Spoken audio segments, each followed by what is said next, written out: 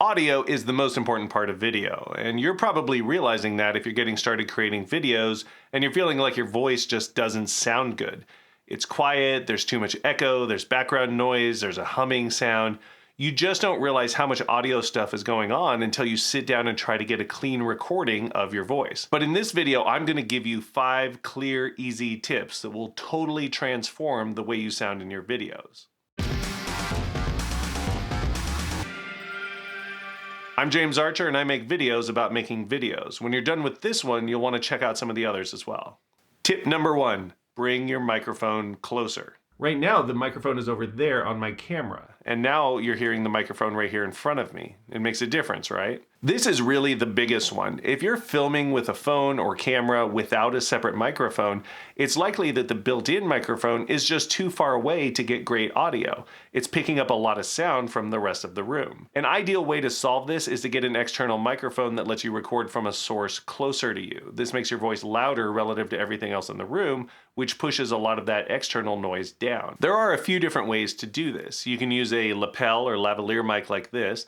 These are great for getting close because you can just clip it to your shirt. You can also use a directional shotgun mic like this one. These are better at picking up sound from a specific direction, so if you point it at yourself, it'll tend to pick up your voice and not the various noises around you. You can attach one of these to your camera and it'll definitely be better than the built-in microphone, but the principle of bringing your microphone closer still applies. So if you can attach it to a pole or set it on a table or something, that'll help. You can also buy a separate recorder like this Zoom H1N and set it close to you while you're speaking. This is actually where the audio is coming from right now. Tip number 2, minimize background noise. This one's pretty obvious. The quieter it is around you, the better your audio will come out. However, you're probably a real person with a real life, so there's stuff happening around you. There's a landscaper out front, or a truck driving by, or an airplane flying overhead, or kids in the backyard. Very few people have the privilege of a soundproof studio. The rest of us just have to figure out how to make this work in the real world.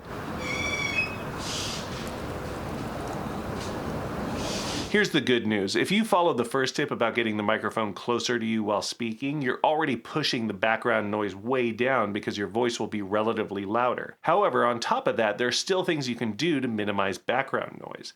Obviously, it's helpful if you can find a quiet part of your house or apartment, maybe further away from windows if you have a lot of noise coming in through the glass. Listen for any low hums or white noise you might be able to get rid of, like an air conditioner, a fan, a running computer, running water. In everyday life, we tune those things out and they don't bother us, but when you're recording, that noise gets into your audio and can make it a lot harder to work with. And then check yourself and the area around you for little things that make noise when you move around. Jewelry, rubbing fabrics, a squeaky chair.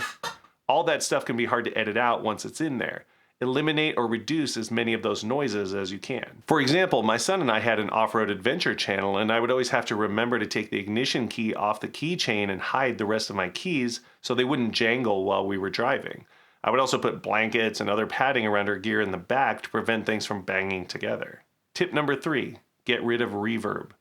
This is a big one. Reverb is the echo that you hear when you're in a larger room or a room that doesn't have much furniture in it. If you've ever walked through an empty house or apartment, you know this sound. When you talk, the sound bounces off the walls and other flat surfaces and comes back to the microphone at a slightly different time than the sound coming from your mouth.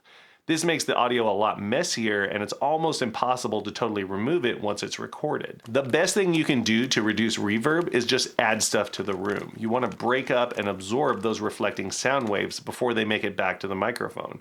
Wall decor, plants, furniture, curtains, drapes, pillows, all that stuff makes a difference. Some people recommend putting up foam, but that generally looks terrible and doesn't do much unless you use a ton of it. There are also special acoustic tiles and materials that work really well, but they're expensive. So I recommend just decorating, basically. It looks good, it sounds good, pick the room you're going to be recording in and put some work and a little money into it, and it'll make a huge difference in your audio. Tip number 4, speak clearly. Speaking confidently can be a challenge if you're not used to it. You might be used to speaking quietly or mumbling a bit, and now you're finding that doesn't work super well for video.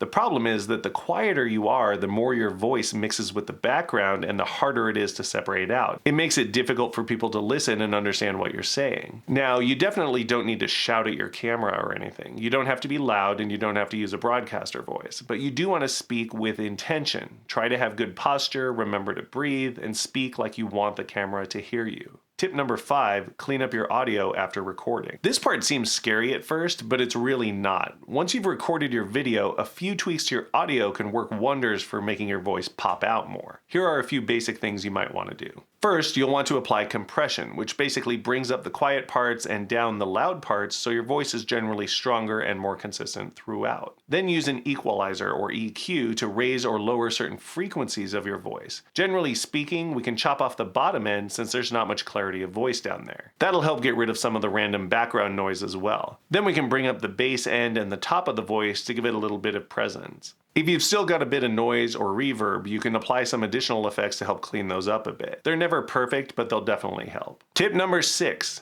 Be careful with background music. Background music is great. It can help set the tone for your video, and it can give some driving rhythm to keep your viewers moving forward and watching more of your video. However, the frequencies of the music can also conflict with the frequencies of your voice, making it harder to hear and understand what you're saying. Here's an example. Now, the most common solution is simply ducking or bringing down the music volume when someone is talking, like this.